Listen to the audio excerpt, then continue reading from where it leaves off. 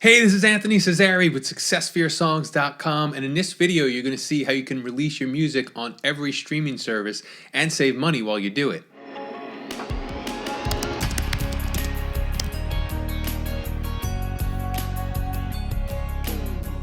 If you're ready to release your music to the world, you want it to be everywhere it can be and not to cost a lot either, because you already have enough expenses to deal with as a musician and you want to get paid for your music instead. Money! I want to mention that this video is sponsored by DistroKid. They're a service for musicians that put your music into online stores and streaming services, and then when people listen to your music, DistroKid sends you money. So you can use the link in the description to save 7% on your first year with them. Okay, so in order to get your music on all the streaming services and online stores, you have to use a distributor. DistroKid, Tunecore, and CD Baby provide this service, and they take your music and put it on Spotify, Amazon, Apple Music, Tidal, and any of the other online platforms that you want. And they also pay you for your streams. So in a minute, I'm going to show you a detailed breakdown of how much I was able to save when distributing my music. But first, I want to tell you my story about the mistake I made when distributing my music to the streaming services. By the way, if this is the kind of information you're interested in, be sure to subscribe to this channel to stay updated on our latest songwriting videos. After working on 6 songs for a little over a year back in 2019, I decided to release my first digitally distributed EP. So I looked into DistroKid, Tunecore, and CD Baby and decided Tunecore was the way to go for me at that point. I don't remember exactly what prompted that decision, but after reviewing the options, it seemed like the best way to go back then. And that EP was called Staring Down a Globe. And I thought it would be cool to release it on my December birthday, and since I didn't want to slow down with writing and recording my songs, at that point I realized it could be cool to release a new EP every year, so that I had that goal in my head as I started the next one. So the next year, in December of 2020, I released my 5-song EP called Up There.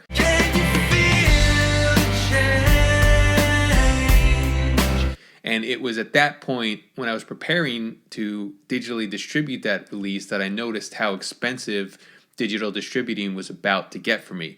So much so that by the time I released my 3rd digital EP in February of 2022, that's just how I'm built, I knew that I needed to change my digital distribution method, and that's when I switched from Tunecore to DistroKid. And I'm about to give you a detailed breakdown of how much I saved by making the switch to DistroKid. And right after that, I'll show you how you can save even more money than I did. But first, be sure to grab your free songwriting cheat sheets with the little I in the upper right-hand corner of the video or in the description below the video. Okay, so I'm going to show you how these prices would have worked out for me whether I was on Tunecore or whether I was on DistroKid. And I started from Tunecore and then went to DistroKid. So this page we're looking at now, this is the pricing for Tunecore. So you can see for a single, they charge you $10 a year. And then for an album, it's $30 a year for the first year and then $50 a year each year after that. And I think if I remember right, they have one upsell that you can choose just when you're about to check out. They might be a couple more, but I think there was one that you can add on, which was like you can choose a bunch of stores initially for them to send it to, but then it's like if you want them to keep sending it out to new stores as new stores are added, you can add I think a $10 fee or something like that for that album. But that's a totally optional thing. So for the most part, and the option that I chose was this, $29.99 for an album or EP, and then $50 a year after that. So that's what I would have taken here. So the example that I'm going to show you is going to be for the options that I chose when I compare these two pricings. Okay, so there's that, and then for DistroKid, they have a couple different options that you can choose from. If you choose their musician option, that's $20 a year, and now this is in general, it's not by EP or album. So you get unlimited songs, unlimited lyrics, Spotify verified check mark, and they also collect earnings from royalty splits. I ended up choosing this Musicians Plus option when I switched from Tunecore, and it was because I wanted some of this customizable stuff. You can customize the label name and the release date, plus these other options that you get in here, and you also get 2 artists instead of 1. So if it's more than just you and you wanted to use DistroKid, this is a good option for you. And then they also have a higher level if you want more options and more artists, you can choose that as well. But again, for me, in this side-by-side comparison, we're going to be looking at this $36 a year option and how this would have played out. Also, DistroKid does some upsells too. So after you upload your EP, you have different options here that you can choose from that you can add on. Some of them are per year, and then some of them are just a one-time fee. And you can go through these and decide if each one's for you. The one that I ended up choosing was this one here, specifically for when they send your music to Tidal. And this one's a $9 fee. Basically encode your audio using MQA, and it displays that master badge on Tidal. And that's the only one that I added as far as the upsells go. So with that, let's take a look at how this would break down for me, whether I was using Tunecore or whether I was using DistroKid. Okay, so in the first year, so this is when I released Staring Down a Globe. This would have been 2019. Now, year one for Tunecore, as I mentioned, this is a $30 fee for your first year for each EP. So that would have been $30 for this first EP for that first year. With DistroKid, with my options, I showed you I used that second plan up. So for me, $36 plus I added that $9 upsell. So for me, the first year, if I would have used DistroKid that year, it would have been $45. So that first year would have been more expensive on DistroKid. And then also, again, DistroKid has that lower option, which may be good for you. If that's the case, then it would have only cost you $20 for that first year for that first EP. So then exactly a year later, for me, I released that second EP called Up There.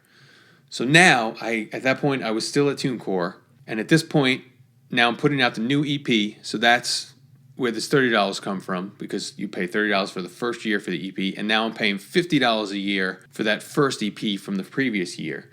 So for year two for Tunecore, suddenly I'm paying $80 now. DistroKid, nothing changed, because I'm just paying $45 a year, and that's it. That's not per EP. That's just in general. That's just the cost to use your service, no matter how much music you're putting out there. And again, if you would have used their musician plan, it still would only be $20 for you versus $80 with Tunecore. Okay, so then for me, for year three, it was when I finally ended up making the switch to DistroKid. But we'll just look at what it would have looked like had I stayed with Tunecore. Now I would be paying $30 for the next EP. This one was called See the Forest for the Dreams.